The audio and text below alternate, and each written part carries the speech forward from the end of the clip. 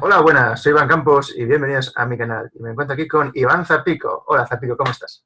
Muy bien, la verdad que muy bien. Bueno, buenos días y gracias por invitarme a tu programa otra vez.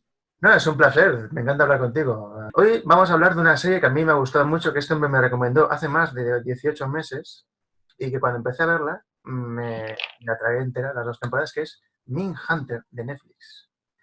Y tengo que decir que Mindhunter de Netflix eh, es no solo una buena serie a nivel audiovisual, porque yo la analicé a nivel audiovisual, sino que es un tratado o un tutorial de la historia de la perfilación criminal. Y bueno, antes de seguir, señor Zapico, qué le parece la serie? Bueno, a ver, primero hay que destacar que es como una docuserie, como dicen ahora, que es como una serie, pero intenta ser como un documental de lo que fue la unidad de análisis de conducta del FBI. Esta unidad se creó con un fin más científico que otra cosa, es decir, lo que ellos intentaban era crear un método científico o una metodología para analizar una tipología de crimen que era analizar pues, los asesinos seriales. Entonces lo que se planteaban eran unas variables que podían encontrar repetidas con los asesinos en serie, o sea, es decir, la motivación, el modus operandi, la escena del crimen, personalidad, etc. Entonces nos encontramos que el FBI se da cuenta que están habiendo una serie de crímenes que, bueno, que no están o no están siendo resolvidos bien o los han resuelto, pero se dan cuenta que la proliferación es bastante importante o encuentran una característica en común. O sea, es decir, por ejemplo, encuentran que un mismo tipo mata a 4 mujeres, lo detienen y aparece otro que ha matado a 4 mujeres también. Se dan cuenta que, bueno, que no son asesinatos esporádicos. Se encuentran que también hay unas conductas anormales en las víctimas llevadas a cabo por el victimario, es decir, por el malo. Entonces, deciden que deben crear una unidad de análisis de la conducta del malo. El malo sería el asesino serial. Entonces, la crean el FBI con 3 personas, 2 policías y una que sería una agente asociada, colaboradora, que no es policía, que es una doctora en psicología. Los 2 policías son un novato, diríamos así, pero que ha estudiado psicología y que sabe mucho de la teoría, y un policía más experimentado que sabe mucho de lo que es policía a pie de calle, asesinatos, homicidios y tal. Entonces se crea una gran conexión entre ese grupo porque es la teoría, la universidad o la teoría y la calle o la policía se unen. Entonces se crea una unidad muy potente, diríamos así. Y entonces empiezan a investigar ciertos casos que les van entregando, pero les dan total libertad. Es decir, empiezan en un sótano donde pues, los están como los raros, investigando pues violaciones, asesinatos sexuales, etcétera. Entonces se dan cuenta, sobre todo lo propone la psicóloga, que entrevisten a otros asesinos seriales que están en la cárcel ya, para ver, por ejemplo, por qué lo hacían, la motivación, diríamos, su firma, conductas, y para que ellos les ayuden con las investigaciones que están llevando a cabo. Una tarea de prevención. Prevención utilizando a los malos que están en la cárcel como asesores, digamos. Entonces aparece Ed Kemper, Charles Manson, eh, ¿cómo se llama esto? El Brudos, etcétera. Sí, pero no te adelantes, es que lo bueno que tiene esta serie, que es histórica, porque aunque es bastante fiel, hay que decir que tiene una dramatización. Entonces, yo sí. reconozco la parte dramática, pero también reconozco la parte pedagógica. Los primeros perfiles son buenísimos. Empezamos en el año 1977, donde un joven psicólogo convence a su jefe de departamento para que le permita ir a sociología. Y, claro, el FBI en 1977, y supongo que hoy en día, no tiene muy buena prensa en los entornos académicos. Y claro, ninguno de los Bueno, profesores... lo que ocurría es que es lo que está ocurriendo en España ahora mismo, es que la universidad y la policía están alejadas. Lo que se encontraban es que lo que pasa aquí es que a lo mejor un policía, vale, luego estudia una carrera dentro de la policía, pero con el fin de, pues bueno, por saber. Pero no es por saber. Lo que tienen que hacer es que universitarios o universidades con grupos especializados en ciertas tipologías de delitos, por ejemplo, no hace falta que sean policías para ayudar a la policía, porque la policía no puede hacer todo. Entonces, pues se llaman grupos de investigación aquí. Entonces, ellos lo aplicaron muy bien porque Estados Unidos en estas cosas es muy avanzado. Entonces, cogió una doctora en psicología, la contrató el FBI sin ser policía para trabajar con ellos. Y ella fue la parte más metodológica, científica. Y los otros, el policía más veterano, era la parte más de calle, de contactos, de te tienes que mover así, como pues, tal. Y luego estaba el otro que era el novato, pero que tenía unos estudios. Sí, pero mira, Entonces, es la conjunción. sí, mira, el policía, que es de crímenes, división de crímenes violentos, creo que era, Sí, homicidios o tal. iba a las comisarías y explicaba nociones de psicología para poder identificar al SURE. Porque, claro, aquí teníamos un problema de que... Eso es el joven. El otro es más escéptico, o sea, el otro es más... El otro quiere hacerlo de una forma más de toda la vida, hasta que se dan cuenta que la metodología que van a emplear va a ser lo que les va a ayudar a descubrir. a conseguir las investigaciones. Y luego se hacen tan conocidos dentro del FBI que van estado por estado explicando a los investigadores su metodología y que si hay casos que les avisen a ellos para colaborar e incluso para agregarlos en su base de datos para crear ese método 100% científico, que es la perfilación criminal. A ver, es que aquí hay una cosa que tiene que quedar muy clara. No, lo que voy a decir es un poco duro, pero a nivel técnico, resolver el crimen es lo menos importante. ¿Por qué? Porque lo único que tienes que hacer es recopilar todos los datos que puedas, todos, para luego contrastar. Y a partir de contrastar es cuando encuentras un rastro que te puede llevar a resolver el crimen o no. Pero si no hay datos, tú no vas a poder encontrar ningún patrón. Es así de simple. Nada más, voy a poner un ejemplo. En Seven, el Morgan Freeman le dice a Brad Pitt, nosotros no descubrimos al asesino, lo único que hacemos es recopilar pruebas y datos para que dentro de 10, 20 años, cuando le paguen en el coche y lleve algo en el maletero, se le pueda juzgar porque se hayan identificado los rastros. O sea, en un principio no se plantea el poder prevenir porque no se tienen los medios. Que eso más adelante en la serie es cuando se dan cuenta de que pueden prevenir, porque pueden identificar los patrones de alguien que va a cometer un delito. Claro, es eso, o sea, al final hay unas ciertas conductas o patrones delincuenciales que, bueno, que son similares, o sea, hay diferentes tipologías de asesinos seriales. Una cosa, que ellos crean el nombre de los términos que luego se usarán, porque no existe. Sí, totalmente. Bueno, hay ciertas teorías criminológicas que eran previas, que por ejemplo la teoría del patrón delincuencial y luego tal, sí. Lo que pasa es que ellos lo que utilizan es conceptos, o sea, al crear una técnica nueva tienes que crear conceptos. O sea, la motivación sí que existía, ¿no? Pues la escena de crimen también, pero a lo mejor, pues yo qué sé, término perfilar, pues bueno, no existía, ¿no? Y lo aplicaron en esto.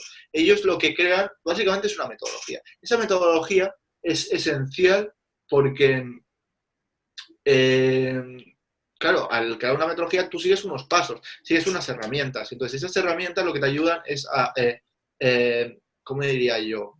A mejorar las investigaciones. Aparte de la mejora de la ciencia en cuanto a las pruebas más de criminalística. Entonces, les ayudan a investigar. Entonces, encuentran sujetos y ponen término a diferentes tipologías de sujetos. Depredador sexual, por ejemplo. O, por ejemplo, asesino serial, por el FBI. O, por ejemplo, términos que son empleados para ciertas conductas que no se empleaban antes. ¿Sabes? Entonces, es eso. Básicamente, hay que darse con la idea de que aplican o crean una nueva técnica de investigación criminológica y psicológica para una tipología de delito que son los asesinos seriales, entre los cuales puedes encontrarte múltiples tipologías. Y que todos los asesinos seriales, cada caso es diferente al otro. Cada conducta es diferente a la otra, pero hay un patrón en ciertas conductas. Sí, porque ellos lo primero que hacen es dividir entre, o en la serie muestran, entre dividir el asesino organizado y asesino desorganizado. De hecho, que quiero dar pie a hablar del primer perfil, Ed Kemper. ¿Qué podemos decir de este sujeto de 2 metros por 1,5 de ancho? Que era un hombre que tenía, digamos, una deformación sexual, porque se tiró de 5 años cuando era un adolescente en un manicomio. Y el problema que había aquí es que ese proceso no coincidió con su desarrollo como individuo en la etapa sexual y no se pudo ejecutar bien. Por lo que cuando le devolvieron a la sociedad, él llamaba una parafilia, realmente. ¿No? Él lo que tenía ejercía el canibalismo, la necrofilia, con sus víctimas como parte de su conducta y sus parafilias. Ciertamente, por ejemplo, se entregó él porque se dio cuenta que la policía no le dio la importancia que debía y se entregó, bueno, parte de esa intento de idolatrarse a él mismo y darse importancia. Y en la serie pues tiene importancia porque asesora bastante a los policías. Es cierto que al final, pues bueno, da algunas pinceladas. Creo que, repito, yo creo que es un conglomerado de todos los perfiles y que van, bueno, creando un patrón, ¿sabes? Pero este es valioso porque este no era un asesino organizado. No estaba entre comillas, no estaba enajenado. A diferencia del segundo al que entrevistan, que es un mentiroso patológico, y no sé si se le podía catalogar de sádico sexual. Pero bueno, el segundo perfil ya lo comentaremos. Es el de los zapatos, por si quieres buscarle para ir preparándotelo. Entonces, realmente, Erkemper, él mismo lo dice, él sabe que está... Bueno, es que el problema es, él dice que lo mejor que puede hacer es lobotomizarle, pero entonces este hombre es consciente, ¿está loco? Pero si está loco, ¿es consciente de que está loco? ¿O es un esclavo de una... Locura. Locura. Tiene trastornos de la personalidad que lo que hacen es bueno, tiene conductas, o sea, al final dentro de los trastornos hay múltiples y, por ejemplo, tiene una falta de autocontrol bastante potente, desconocimiento, el uso de distorsiones cognitivas, la disonancia cognitiva, todas aquellas ideas y conductas que nosotros tenemos asociadas como malas, él pues a lo mejor no la tiene asociada como mala, ideas, por ejemplo, parafilia, la necrofilia es una parafilia, como tal, y el canibalismo también. Entonces, yo creo que al final tienen trastorno de personalidad que lo que hacen es que conductas que nosotros jamás nos plantearíamos, él lo atribuye como una conducta bueno, parafílica para él, que le gusta y se siente poderoso. También tiene, por ejemplo, el canibalismo tiene una connotación de que el que se come al otro pues está absorbiendo la energía y tal. Luego cada sujeto le da la connotación que dé, porque a lo mejor tú puedes encontrar un necrofílico que lo hace porque la víctima, al estar muerta, no se va a quejar y estando viva y consciente, el sujeto no es capaz de retenerla, por ejemplo. Una pregunta, antes de seguir. ¿El canibalismo es muy frecuente entre estos sujetos? Es decir, no te lo podría decir porque no sé realmente. Yo creo que es una parafilia como tal. Yo creo que no es frecuente. El canibalismo no. La necrofilia no sé hasta qué punto. Cuando cosificas algo, te da igual que esté muerto o vivo. No, mira, por ejemplo, en el caso del sádico sexual, del monje asesino, era extremo. Es decir, el comerse a alguien no era porque fuera caníbal, sino era porque era la dominación extrema. ¿Sabes? Claro. Decir, bueno, ¿y por qué? Porque a lo mejor tener una parte del trofeo dentro de ti, por ejemplo, o cada sujeto le da una connotación. Y también porque a lo mejor en la televisión ha visto que en un documental que los caníbales les daba energía y por eso lo comen.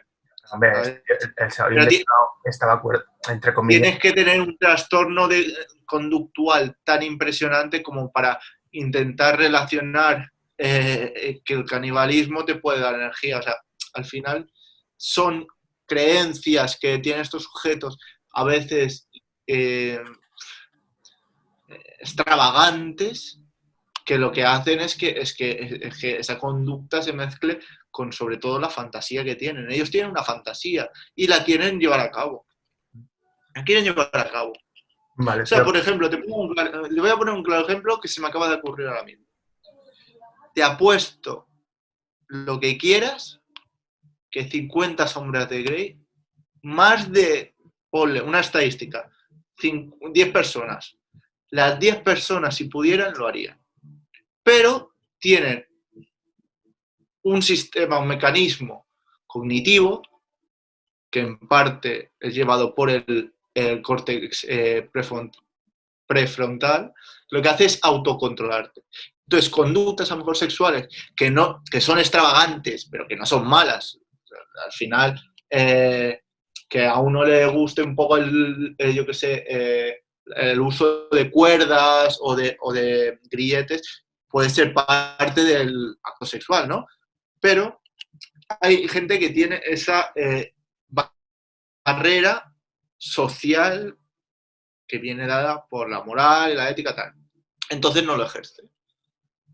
Entonces nosotros te estoy diciendo con esto, que hay ciertas conductas que gente las llevaría a cabo, o la gran mayoría, pero no las llevaría porque tiene una barrera. Pues estos sujetos no tienen la barrera. Es muy claro. O sea, al final hay que tener en cuenta que para matar a una persona en nuestra sociedad, y más como lo hacen ellos, porque ellos no matan porque se tienen que defender, ellos matan porque tienen que matarlo porque o dentro de su fantasía tienen una misión, o es un sádico ritualista, o un sádico sexual que busca tener el poder, etc. Entonces, ellos matan por placer, entre comillas. No es por placer. Esa es la diferencia. Es la única forma en la que tienen, digamos, de satisfacer alguna serie de... Sí, es necesidad, placer. Al final, tú tienes un estímulo y si este estímulo no lo sabes controlar es porque luego el placer te lleva a... Lo malo que tiene el placer en todos los aspectos es que te da cosas buenas, pero te puede llevar al extremo. Entonces, lo que tú puedes relacionar con yo qué sé, beberte una cerveza puede ser placer, pero del placer de una cerveza lo puede llevar a 20 cervezas. Entonces ya no es placer, sino cuando es una conducta habitual es una dependencia. Y ellos lo que crean, creo yo, es una dependencia, igual que la ninfomanía, es un trastorno. Entonces, ellos como sienten un impulso, de hecho lo dice BTK, lo dice, siente un impulso tan fuerte que es irrefrenable. Es decir, No nos adelantemos que BTK también la, aparece. la sensación... No, sí, pero esto se puede ayudar a entender por qué ejercen ciertas conductas. Esa sensación, que por ejemplo los psicópatas atribuyen mucho, que ellos la conexión córtex prefrontal con la amígdala no la tienen atrofiada, digamos así.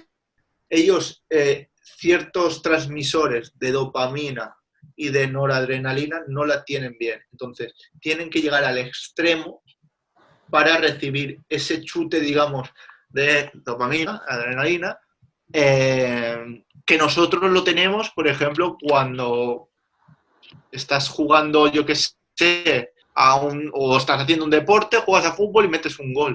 O tu equipo mete un gol y el chute ese de adrenalina, ellos no lo tienen. Entonces, ciertos sujetos necesitan llegar a situaciones extremas para conseguir. Por eso hay estudios que relacionan la psicopatía con, por ejemplo, deportes de riesgo. Sí. O sea, por ejemplo, tirarte en paracaídas no todo el mundo puede. Pues hay gente que le gusta tanto que a diario se tiran. Pues en una herramienta que sería la PCR, por ejemplo, una herramienta que te puede detectar el trastorno de personalidad, pueden encontrar rasgos psicopáticos, entre los que ellos se pregunta esto. O, por ejemplo, el narcisismo, la promiscuidad sexual. Lo que pasa es que aquí hay conceptos que son tips o rasgos psicopáticos que tienen en común ciertos sujetos. Entonces, que me he ido por la rama. Ellos, en el acto, tienen una sensación que solo la vuelven a tener cometiendo el mismo delito o conducta.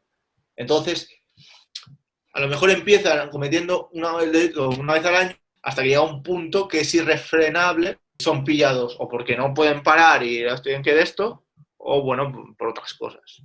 Sí, no, pero te quiero comentar una cosa. ¿Sabes? Esto es muy importante lo que acabas de explicar. Los que son muy perfectos, a lo mejor nunca les han pillado, porque lo hacen una vez cada 5 años y no. Lo que les retroalimenta, hacen ellos un mecanismo de como el castigo y el placer, ¿no? Entonces, se dan refuerzos positivos para reforzar la conducta que han cometido y retroalimentar la fantasía. Sí. Que al final es parte de la motivación que les llevará a realizar la conducta.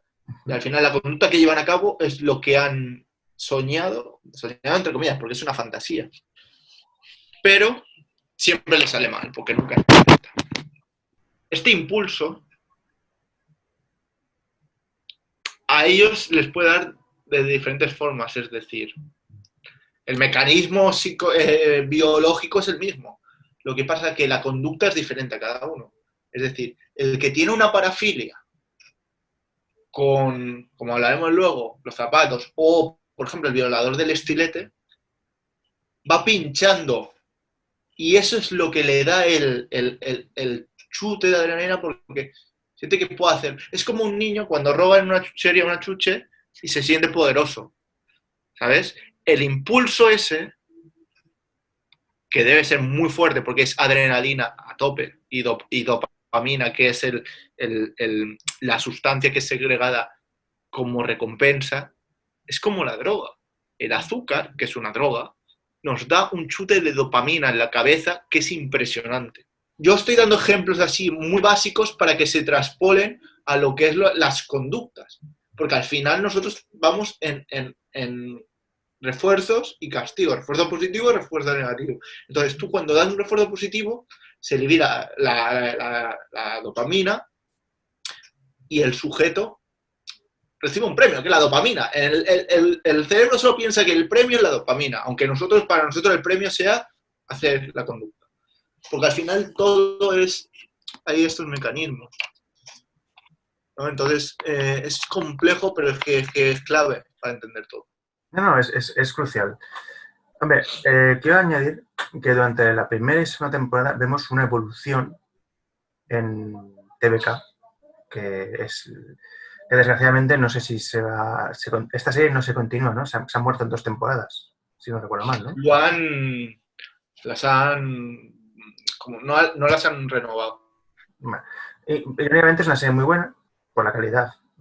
Y en las 2 primeras temporadas que se han hecho, ves una evolución de TVK, porque telita con el señor TVK, que ya hablaremos de él ahora cuando terminemos con estos primeros, porque su modus operandi, telita. Y vemos un poco su desviación de conductas sensuales. Y esto me lleva al segundo, al que entrevistan, que es la antítesis de Ed. Este es un mentiroso patológico y Ed recordaba y podía hablar de sus crímenes. Y este, sin embargo, no sé si es que tenía entraba en fuga o una partición de la personalidad, porque realmente, aunque es un mentiroso, no recordaba esos crímenes. Y es más, tenía una desviación sexual hacia los zapatos, producida por un trauma de la infancia cuando tenía 5 años. Dos asociaciones de ideas, una de su madre y otra de un profesor, lo cual me hicieron un mal desarrollo sexual que acabó transformándose en la muerte de mujeres inocentes.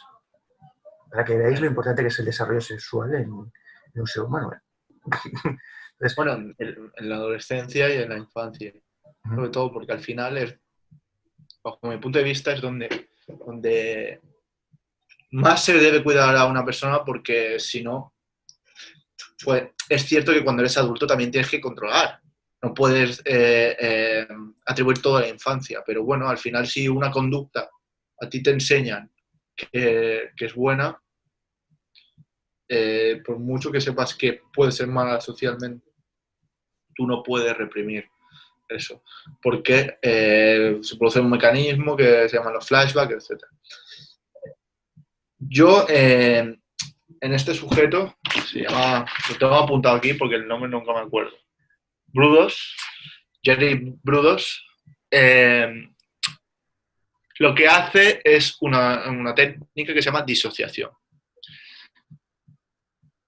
Puede tener múltiples personalidades este sujeto, pero yo creo que disocia que es un mecanismo cognitivo que viene dado cuando una situación es muy traumática. Bueno, traumática o muy... Hombre, es una situación traumática porque las conductas que llevan a cabo son extremas. Entonces, su mente disocia y actúa como una bestia o un animal, digamos. Lo pongo aquí. Lo de la escena de los zapatos, tengo que no se sabe si es real o no. Sabe que tenía parafilia, pero la escena recreada yo creo que es más parte de la serie para darle un poco más de aura, de la serie. Y luego tengo que lo llamaban el asesino de la lujuria. Y que se ponía de la ropa de las mujeres post-crimen. Esto es muy corriente, BTK lo hacía, y es para rememorar la fantasía. Y tener ese mecanismo para recibir la dopamina y tal. Más que nada para recordar y sentir ese poder. Aquí ya establecen un perfil. Es decir, a raíz de entrevistar a estos dos, que son tan dispares, comprenden que tienen que comunicar de una forma específica con cada individuo para poder sacar la información que necesitan. Porque fíjate de uno que no paraba de hablar y era sincero, a otro que había que sacarle las cosas con cuentagotas, literalmente. Ahí había que sobornarle para que hablara. Eso ya muestra, digamos, la diferencia de un sujeto a otro. Estos primeros casos son importantes porque se encuentran con un caso de asesinato en un vertedero y me hace gracia porque llegan a la escena del crimen y se encuentran pruebas por ahí tiradas cuando se tenían que haber estado, digamos, retiradas. Y a mí eso me hizo mucha gracia. Dice, pero si era una tabla de planchar que se había usado para el asesinato, donde estaba la cabellera de la víctima. Y algo que es sumamente importante, la policía se lo deja en la escena del crimen. Y era el año 1977, ¿eh? Que ya sabían lo que eran las pruebas. Por No, ahí. lo que sea. Al final, no recuerdo quién se lo dice, Fue pero la policía. es que esto viene previo a que Kemper les dice que cada uno tiene su fetichismo o algo así, o su parafilia, su objeto tal, y la profesora propone lo de poner el zapato. Creo, ¿eh? A lo mejor puede ser diferente, pero proponen que ponen el zapato. Y ponen el zapato y se dan cuenta, o ponen la caja y se dan cuenta que se pone nervioso. Y entonces, al siguiente vez que van, dejan el zapato ahí y como que intentan controlar el interrogatorio, ¿sabes? Llevarlo a cabo para que el otro busque, pues... Todo lleva a que él tiene una parafilia, una obsesión con los zapatos y que bueno, que él es como el fumador que está en la cárcel, no puede fumar y ve un paquete de cigarro y necesita, pues, sería lo mismo. Entonces, son Sí, técnicas su de cuerpo recrea, interrogatorio. su cuerpo recrea el ansia porque es un cigarrillo. Es lo mismo. O sea, es la piedra. Esto son técnicas también en la serie se pueden ver cómo se interroga y tal, y está muy bien, porque se puede aprender un poco. No, está muy bien. Pero bueno, aquí ya en este tercer caso es cuando ya realmente empiezan a tener una metodología. Los tres, trabajando los tres, descubren que la chica estaba viva cuando llegó la mujer de Fran. Descubren que en un primera instancia el novio es el que intentó matar a la mujer, pero no le mató. Entonces la cuestión es, ¿quién remató a la pobre mujer? ¿La mujer de Fran por celos? ¿El propio Fran porque le deseaba sexualmente? ¿O el novio? Entonces ya digamos que este crimen que le habrían colgado el muerto a uno, descubren que por medio de lo que han desarrollado, de ese esquema de actuación, que hay tres imputados en vez de uno. A partir de ahí van, digamos, enlazando casos. Hay un caso que empieza en la primera temporada que es de niños muertos, de un asesino, bueno, no quiero adelantarme, pero es un tío que mató a 28 niños, y posiblemente más. Pero que ya, digamos, es el caso central de la segunda temporada. Pero que ya, una cosa increíble, y lo adelanto, que es que cuando se comete un crimen, la policía tiene que hablar con el entorno familiar de la víctima. Y aquí la policía, en este caso, no habló con el entorno familiar de la víctima porque había una relación entre los 8 niños de los que habían muerto. Que eso hubiera, digamos, salvado muchas vidas. Entonces, claro, la actuación policial tampoco era correcta en el 77. También es verdad que era un núcleo, un gueto o un núcleo social diferente.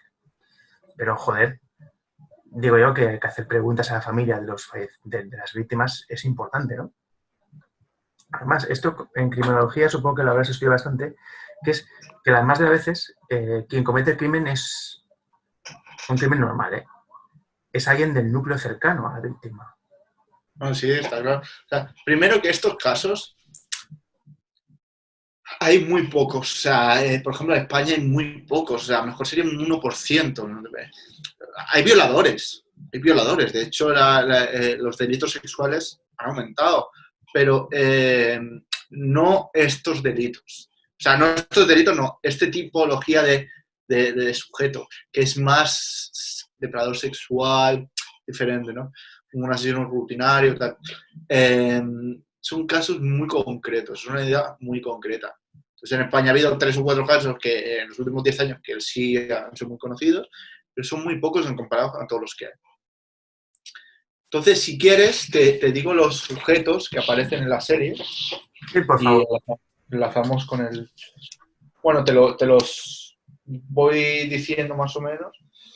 Bueno, aparece David Berkowitz, El hijo de Sam.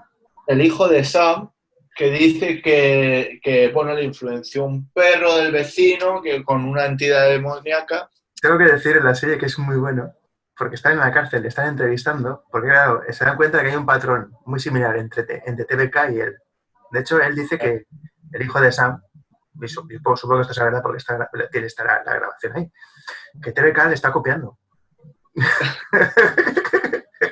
Pero es que a raíz de estar hablando con él, Eso es egolatría, creo yo. sí, son narcisistas. Pero es que lo gracioso es que esto es un chiste macabro cuando le dice Ford, ¿a qué te lo inventaste? Y se descojona diciendo, sí, es que claro que me lo inventé. Es muy bueno. Tiene ese punto narcisista a veces que yo creo que en las series... ¿Pero tú crees que ahora, Korkovich estaba loco? ¿O es que, tuvo yo una... no sé. A ver, en una serie tú no puedes... Al final, estos son... Yo lo que te he dicho muchas veces, al final, esto se requiere de hacer pruebas psicológicas, entrevistar con ellos. Lo que pasa es que depende de qué conductas, obviamente, una persona normal, entre comillas, porque normal no hay nadie, no va a cometer ciertas conductas que estos sujetos han cometido. Eso está claro, porque si no, la sociedad sería imposible vivir si todo el mundo fuera depredador sexual, ¿no? O un asesino en serie. Todo el mundo, si todo el mundo quisiera matar y matase, estaríamos fatal. Bueno, yo creo que pueden tener trastornos, pero bueno, no podía especificar cuál de ellos. También hay asesinatos, ahora que pura envidia. Mira, ahora se me ha ocurrido y no lo había pensado. Hay asesinatos que son por dinero, porque me debes dinero de mis tierras y te mato. O por amor, o por tal. Y ese asesinato no es que tenga un trastorno. Tú has cosificado a una persona, tú crees que te tiene que hacer tal y lo asesina. Te voy a poner los sujetos y si quieres luego hablamos de ellos. Berkowitz, el hijo de Sam. Luego Jerry Brudos, que es el que he dicho antes, que es el que tiene la parafilia con los tacones. Se supone que mató a 4 mujeres. Richard Speck. Este sujeto dice que en una noche de locura entró en una facultad universitaria, en un bloque de una vivienda, y mató a 8 estudiantes, dejó una viva y violó a otro. Según él, se le escapó, salió porque perdió la cuenta. Es lo que dice él, ¿eh? Yeah. Darrell Jean Diver fue el que les dio la idea al grupo de adoptar un enfoque de empatizar con el asesino. De hecho, está libre ahora. Mató a una niña de 12 años. Pero, a ver, pero ¿cómo le... A ver, yo entiendo que puede haber cierta rehabilitación, pero si este es un enfermo mental, no tiene rehabilitación. ¿Pero por qué es un enfermo mental? Vamos. Es que no podemos catalogar a una persona con un trastorno mental. A ver, es lo que digo. Hay conductas que son muy peligrosas, muy al límite, muy borderline, como dicen ellos. Este sujeto mató a una niña cuando él tenía 14 años. Se puede resocializar y rehabilitar.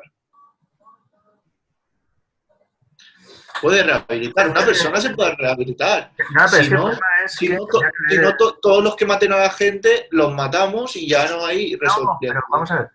Es que yo hago diferencia. Ellos, tú piensas que la base de datos de ellos no eran de todos seriales. Claro. Había de todo. No, pero... Buscaban un patrón, pero a lo mejor encontraban un tío que había matado a una niña y dijeron, voy a preguntarle que cierta cosa. Claro. Es que hay que diferenciar entre un enfermo que sabes que va a volver a delinquir y entre alguien normal. Si alguien... Mira, un enfermo, un loco, estadísticamente tiene más posibilidad de que sea víctima que victimario. O sea, más posibilidad de que sea víctima que delincuente. Un esquizofrénico, un bipolar. No, pero, mira, pero por ejemplo, un psicópata no está catalogado como trastorno de personalidad actualmente. Pero, por ejemplo, a que tú no le puedes soltar. Hombre, claro. Este es un caso extremo, ¿sabes? Charles Manson tampoco. O el este que te he dicho, el Richard Speck. A lo mejor el Richard Speck tenía una conducta súper borderline, se emborrachó, se drogó y Obviamente una persona normal no se mete en una facultad, mata a 8 personas y la viola. Eso no lo hace una persona normal. Incluso una persona que mate a otra no va a matar a 8 personas, porque lo que busca es una instrumentalización. Matar a esta persona para conseguir algo. Sí, ¿sabes? Entonces, yo lo que quiero llegar a explicar es que hay conductas que son muy límites, que sí tiene que haber ¿Verdad? algo que no esté bien, algo que no esté bien. En el caso de este tendríamos que ver qué le llevó a matar a la niña de 12 años cuando él tenía 14. A lo mejor son una situación amorosa. Puede haber matado más gente. Sí. Seguramente a lo mejor matado a más gente, pero lo que he encontrado es eso. Entonces, no sé. Lo dejaría entre comillas porque no sé si de todo, pues a lo mejor la información no es correcta. Vale. Pero yo creo que una metodología y una base de datos tan amplia tiene que haber gente de todo tipo dentro de lo que cabe. O sea, Sí. no vas a encontrar... El problema que Te vas a encontrar un sicario, pero un sicario, la motivación no es la misma que el BTK, por ejemplo. no El mata por BTK ha devoción, matado a no 6 mata y por devoción, mata por dinero. Esta es un trabajo. el sicario mata a lo mejor 500 personas y solo lo mata porque le pagan 100 euros. Y el BTK ha matado a 4 o a 10 y ha sido sádico total. Entonces... Pero no nos quedemos aquí. ¿Qué más chicos hay ahí? Ralph Reisel viola a una niña de 14 años y mató a 5 mujeres. Kemper, ya le hemos dicho, que lo llamaban el asesino de las colegialas. Y lo pillaron porque llamó a la policía, porque estaba indignado. Porque Se entregó él. Más es que no se lo creían cuando lo dijo. Como muchos, o sea, al final, tú decir, claro, tú piensas que cuando pasa esto, llaman muchos sujetos que dicen que han sido ellos y no han sido ellos. Sí, pero por eso la policía filtra la información y cuando reciben a alguien que dice la verdad es cuando lo saben. Y luego encuentran imitadores también, es muy interesante. Bueno, luego está Paul Bateson, asesino de 6 hombres gays en el 79. Él dice que Él no. dijo que no lo había hecho, pero se supone que sí que lo ha hecho. Él dice que se le cargaron el muerto, pero bueno. Berkowitz, hijo de Sam, ya lo he explicado. Henry Hens. Este es un exmilitar que mató 4 mujeres. Y ahí es cuando deducen, este caso es importante, porque les lleva a deducir que el asesino no tiene por qué ser étnicamente siempre del mismo grupo. Vale. Sino él mató a gente que estaba en el ejército. Por lo tanto, trascendieron ya la etnia. O sea, un negro puede matar a un blanco y un blanco puede matar a un negro, aunque es inusual, pero se puede... O sea, que este caso, que es pequeñito realmente, les dio un avance brutal a la hora de comprender posibles actuaciones. Porque no olvidemos que ellos en un principio están catalogando para luego pasar a prevenir, que es lo que no podían hacer. Bueno, Elmer Wayne Hells, creo que es. Secuestró y asesinó a 28 niñas y adolescentes entre el 70 y el 73. Vale, este caso... Y se relaciona con el Wayne Williams, que mató a 28 niñas y que era el Atlanta Child Murder.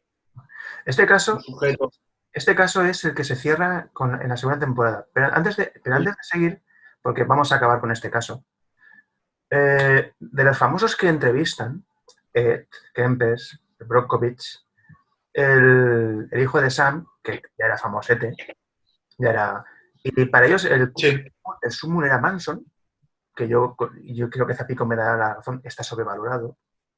Pero bueno, cada cual que crea lo que quiera, pero yo creo que está sobrevalorado.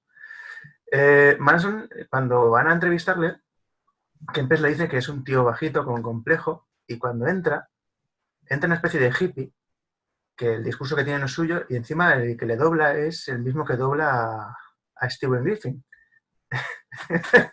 Como diciendo la coña, mira, así acabará Stewie dentro de 30 años. Pero bueno, esto es un chiste metafílmico, ¿eh? Tampoco...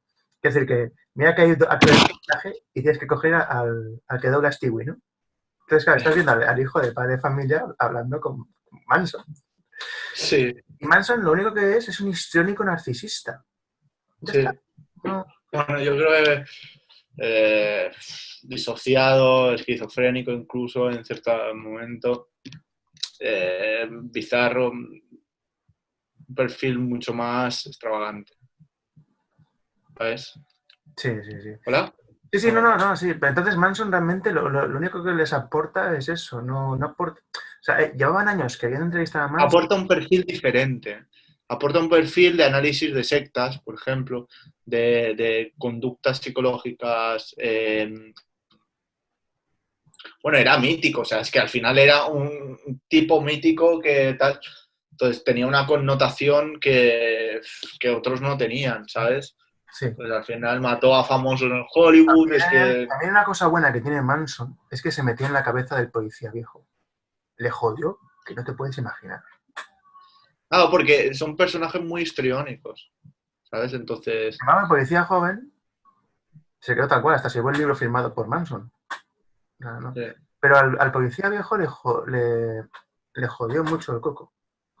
Porque el Manson, no sé cómo, una habilidad innata a lo mejor, supo la debilidad emocional del policía, que estaba experimentando en ese momento una situación familiar complicada, y la explotó. Sí. O sea, que telita, ¿eh? Totalmente. Lo que no es... O sea, entonces, Manson realmente es lo único que aporta es un líder de secta, entre comillas, carismático. Y, a ver, Brokovich, el hijo de Sam, el Kempes, y Bueno, ya no han entrevistado a nada famoso. Y tenemos, por otro lado, que ahora está Pico va a hablar, TBK. Empiezan con TBK. bueno, BTK a mí es de los que más me gustan. ¿Por qué? Porque es un sujeto muy... También lo he analizado más. Entonces, si ponéis BTK en YouTube o en Google, hay mucha información y en YouTube hay una entrevista que hicieron. Realmente era un sádico, sí, era un sádico, un depredador sexual que buscaba un perfil de víctima y iba por ahí. Que para que tuvo conductas, por ejemplo, tenía una obsesión con las cuerdas. Entonces, cuando mataba a una víctima, cogía un trofeo, se llevaba el trofeo Una cosa que ya y te he se comentado. recreaba. Esto es una cosa que a mí me parece de sadismo extremo. Él ataba a las víctimas porque le encantaba experimentar la sensación de impotencia y frustración de la víctima y es lo que le excitaba. O sea, era increíble. Es un sadismo extremo, ¿no? Es el poder. Sensación de poder, pero bueno, la sensación de poder la tienen casi todos, porque al final controlan una vida con una mano, ¿sabes? Cuando las ahorcan o lo que sea, ¿no? Entonces ellos se sienten poderosos. Este sujeto, por ejemplo, explicó una acción que cometió, un asesinato. Entró a una casa y estaba la mujer, la víctima, el marido, hija e hijo. Y mató a todos. Hizo una escabechina porque empezó por los hijos, creo, luego el marido, luego ató a la mujer abajo, la torturó. Bueno, sujetos que te das cuenta de la maldad del ser humano en ciertas cosas. Entonces yo creo que se llevó trofeo, que es una prenda o algo de la víctima para recordarlo. Y él se hacía fotos recordando la acción con vestido de la mujer, ¿no? O sea, de hecho, alguna vez creo recordar que la mujer le pilló intentando hacerse una foto de esta porque él mismo se hacía la foto. Claro, en esa época no había como ahora que ponías el móvil, él dejaba la cámara, se ataba y todo, y con un palo, con una acción, un mecanismo, lo que fuera, se hacía la foto. Muy perverso, muy perverso. Y lo pillaron porque envió un disco duro, no sé qué, un CD, Sí, con me una pillan por metadatos. información, Pero bueno, metadatos pero eso no se ve en la serie. En la serie te muestran una evolución. en la serie lo que se muestra, el inicio de la posible investigación, bueno, o el inicio de las conductas de BTK como tal, que en la tercera entiendo que se basaría en la investigación a BTK. Entiendo, no sé. Tengo que decir que BTK le pillaron en el 2003. o sea, en Sí, 2005, por ahí, 3 o 5. estaban en la cárcel. Claro, tardaron décadas en cogerle. Es decir, son personas de hielo. Es decir, yo creo que no sufren por estos fallos con la estructura cerebral. frontal. Tú piensas que hay estudios criminológicos que pueden explicar, en cierta, de personas que han tenido golpes en la cabeza graves y que su conducta cambió. Hubo uno que se volvió un asesino en serie. O no sientes dolor, o no, la empatía, que es esencial, no la sientes, entonces, ¿sabes? No, pero BTK, ¿qué has añadido algo más de BTK antes de que pasemos al asesino de niños? No, Porque, no, yo creo que esto porque el BTK, será muy largo. o así, no, pero es que en estas 2 temporadas te lo va perfilando. Y BTK es largo, es de décadas. O sea, y ahora para acabar, que es con lo que acaba la segunda temporada, pero ya se plantea en la primera, es un caso que es terrible, que son 28 niños, pero posiblemente sean más, pero que se podían haber salvado muchas vidas si la policía hubiera hecho su trabajo. Porque Bueno, aquí creo que eran pederastas, obviamente, pero creo que hay que destacar que era una época donde la etnia o la sociedad americana estaba muy dividida entre blancos o caucásicos sí, y entre americanos y el resto de etnias. Entonces, había un racismo patente. Entonces, las investigaciones no era lo mismo a una chica americana de clase media alta que había sido violada que apareciera una niña de raza negra que aparezca violada, pues no era lo mismo. Entonces, a partir de ahí las investigaciones eran diferentes. Y ahí sí. es cuando empezó el FBI como tal y aparecieron. Bueno, pues este es el Depredador. El Depredador. Y que esto acabe de decirlo, no hay un perfil ni una raza que viole más o viole, no. El ser humano viola sea blanco, negro, chino, azul o lo que quiera. Sí, pues y cuando le pillan, que esto ya es un poco de spoiler, solo le cargan los 2 asesinatos de los 2 adultos. Los de los niños no se lo pueden cargar. Porque no pueden demostrar, eso ya es más jurídico, ¿sabes? Ya, ya, pero es que vamos a ver. Encima la investigación policial anterior a la de FBI perdieron pruebas. Porque tienen Polaroids de 2 casas que investigan que son 2 núcleos de pedófilos. Porque es que encima, una cosa que omiten en la primera etapa porque no lo concibían era la prostitución infantil. O sea, era increíble, tío. ¿Cómo? Es que yo me doy de cabezazos en algunas cosas que son básicas. A ver, ¿qué relación tenían entre las víctimas? Y no descubren que las víctimas se habían prostituido. Pero si es lo primero que tienes que descubrir, ¿qué relación hay entre las víctimas? ¿No? Claro. Y lo triste es eso, que no es solo uno, que posiblemente fueran más de 2. Porque ya ves, se reúnen ahí en esas casas a intercambiarse fotos. Porque cómo funciona un... De hecho, mira, en Madrid hace 2 años desmantelaron 2. ¿Cómo funciona un club infernal? Bueno, es que yo creo que ya no sé, todo está en internet, o sea, al final ellos no necesitan, ellos lo que hacen es compartir en foros, en la deep web, material y tal, comprar y luego ya hay paraísos donde ellos pueden ir y hacer un pederasta puede ir a Tailandia, a Asia, Ahí es incluso a legal. O sea, África. claro, ahí es legal. Tú te puedes comprar una Allí niña. es legal, o sea, al final allí se van y una niña de 9 años pues se está prostituyendo. Entonces aquí es un paradigma en el que hay que darse cuenta que mucha gente va ahí y sin darse o tienen conductas que aquí no tendría y si tiene. Eso es una otra discusión que lo estoy hablando una vez. Bueno, pues este caso, que es el más instructivo, porque te muestra toda la investigación desde cero, que es con lo que vamos a cerrar este programa. Y bueno, señor Zapico, ¿qué le parece este caso? Y además lo enlazas con otro SURE. O sea, que telita, que posiblemente... ¿Qué te pareció a Bueno, ti? al final lo que encuentran es que es un tío que aprovecha, tiene un trabajo que lo que hace es captar menores para hacer música y esos menores pues los prostituye y él, pues bueno, si como es pederasta, pues los viola y tal. Esa es la esencia. Un sujeto, como muchos pedófilos, que buscan trabajar en actividades cercanas a los menores para llevar a cabo sus conductas. ¿Sabes? Porque al final es más fácil cuando el menor es cercano Es a ti que que si es conocido. una cosa buena que tiene esta serie es que te plantea cómo es en la realidad.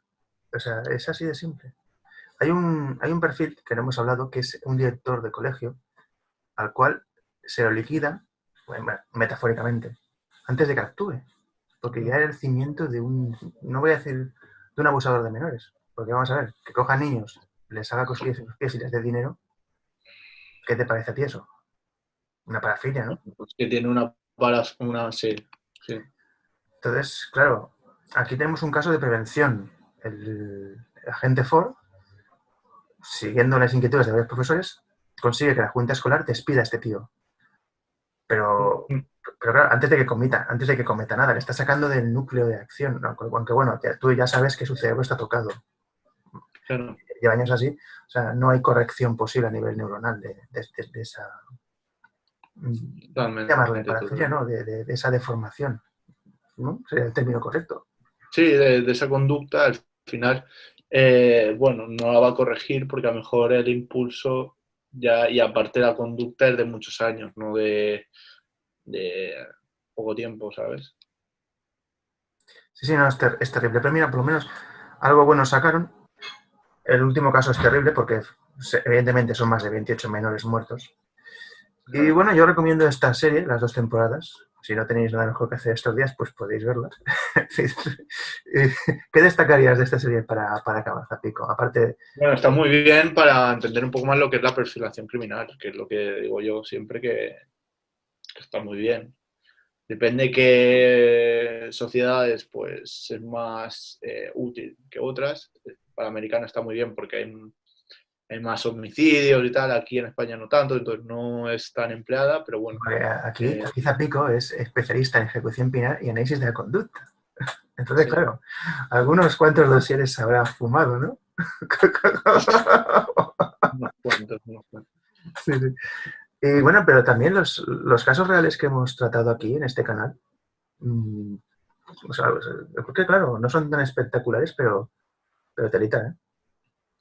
O sea, bueno. Sí, no, que al final son casos complejos y que nosotros hablamos, pero en su época les rompería bastante la cabeza investigarlos, porque hasta llegar hasta el sujeto es muy complejo, ¿eh? La verdad que es muy complejo. Sí.